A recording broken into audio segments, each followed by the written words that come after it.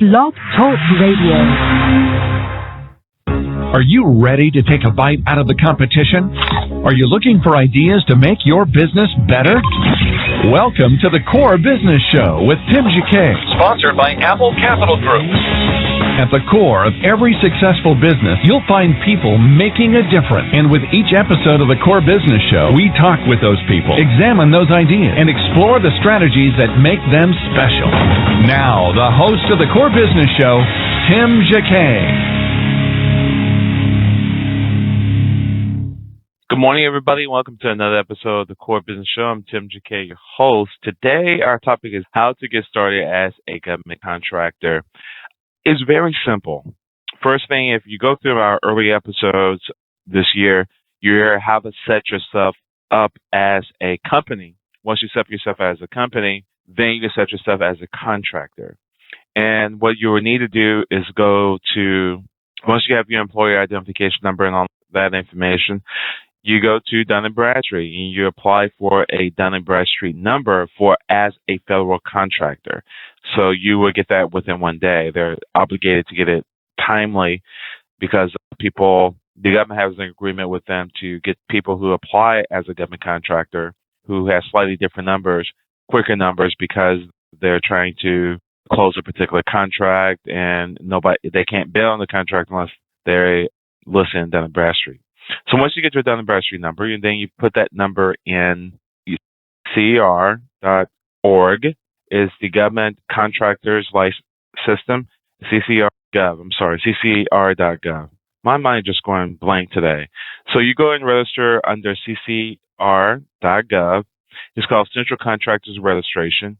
You start a new registration. It takes usually a couple of days before they actually set your account up to their system.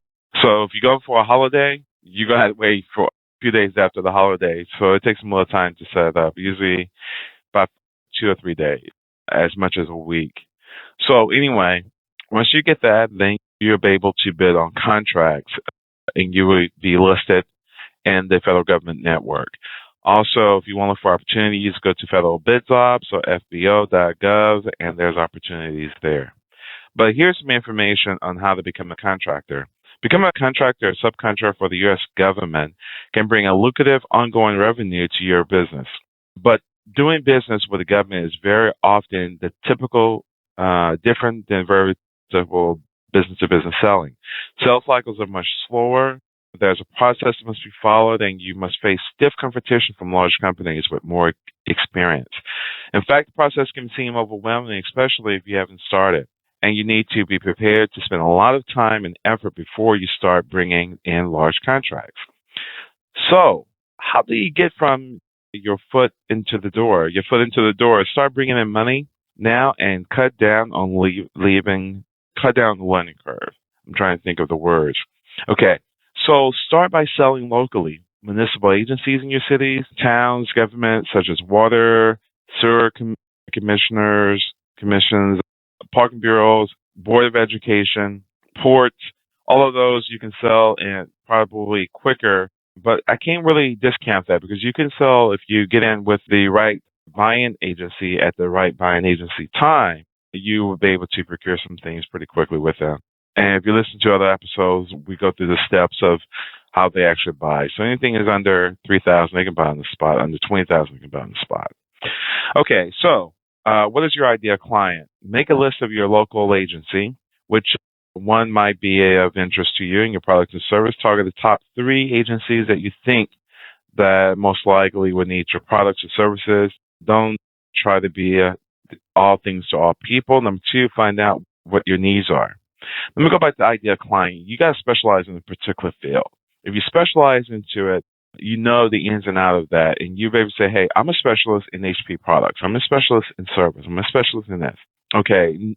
Of course, if you're going to be a specialist in servers, you know you need to have Exchange and all the other services that are going to be offered with it, networking, Windows and things like that. So, but it's still specific for that particular genre.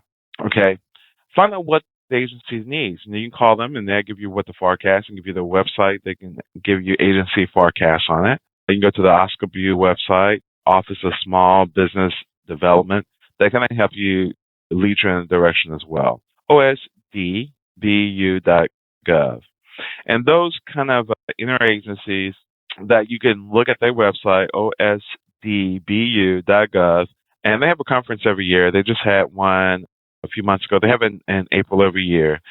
You can look at their list, and they list all the small development agencies, and you can contact that small development officer for small disadvantaged businesses, and go to their website, and they will give you the agency contact for that. Also, you can go to each agency website, and they'll have a small and disadvantaged business officer on that as well, who can lead you away.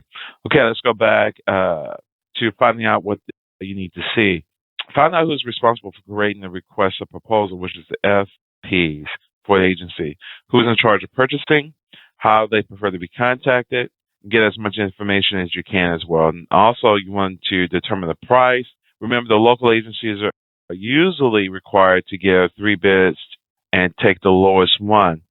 Sometimes they do the best value, so you might want to say, how do you ask them exactly is the lowest bid or the best value? They have that judgment call, and they'll tell you it's going to be the lowest bid.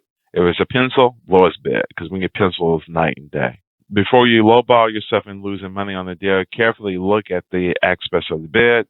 Make sure that you can live with the bid terms, okay? Also, the 1, 2, 3, 4, 5, create a marketing strategy. Figure out who, what, when, and how. Set up face-to-face meetings when possible. Bring information such as brochures, catalogs with you.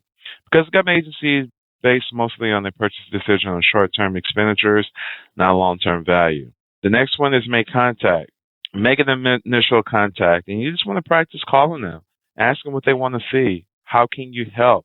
Say, I'm new. Can you help me out? Who do I need to talk to? Those type of things, get you a long way. Just be real and honest with them. Okay? If you're new, so just say, give me a chance. Tell me what I need to do to earn your business. Okay? The next one, first meeting. Your objective here is to listen to what they have to say. They'll tell you exactly what they need because they want you to make their job easier. So what does he or she most immediate problems are, pressing needs? Now, do the research for them and try to help them out to get the job done. You want to follow up at the meeting, put an action plan together, and say, hey, this is what I can do. Now, you can say, dear Ted, thanks for meeting with me last Friday after we talked. I started thinking about what you said, blah, blah, blah, and I came up with blah, blah, blah. Now, don't be afraid to give you your best idea. The next one, you want to network. Don't stop. Who else do you know can help champion your cause? Network. Go to SCORE. Go to the Small Development Business Office. Go to the Chamber of Commerce. Network, and always be professional. Okay? That's my advice. Go through selling to the government. I mean, they have state agencies and local agencies, but hang out with the Small Business Office. SCORE can guide. Small development agencies can help you as well. Business development agencies can help you. Also, check out the 8A program. The program says socially and economically disadvantaged business owners to sell products and goods and services to the federal government. The applicant must be 50% owner and manager of the existing business.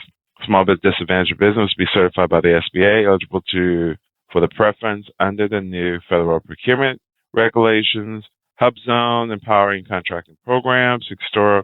You're in a economically depressed zone, but believe it or not, downtown of every city is economic depressed zone because it's mostly business. Okay? So anyway, those kind of some guides. Let's see what else my notes here has to say. Hub zone, state agencies, check your state agency, check your local agencies, check the minority area council in your area. There's about 40 throughout the country. They would be a good help, but you have to pay for their membership and their certification. So anyway, hub empowering contracts. I'm going to put hub zones on another show. Everybody, thank you for listening. This has been Tim Jacquet. Thank you for listening to this episode on the Core Business Show. This show was talking about how to get started as a federal contractor. You can look at our website, look at our past episodes. We actually break it down a little bit more on Pacific goals, specific industries. We have shows on the SBA. We have shows from the Oscar Bill's office, how to buy and sell contracts, how to buy not buy, how to sell to the government agencies. Everybody, thank you for listening. Have a great day. I'm Tim J.K., your host. Take care. Thank you for listening to the Core Business Show with Tim J.K. For a free quote on equipment leasing and financing, visit our website, applecapitalgroup.com. That's applecapitalgroup.com. And fill out the information to receive your free quote. We hope you'll join us for our next episode. And remember, you can always get to the Core via iTunes. You'll find all our previous episodes there. Thanks again for listening to the Core Business Show with Tim J.K.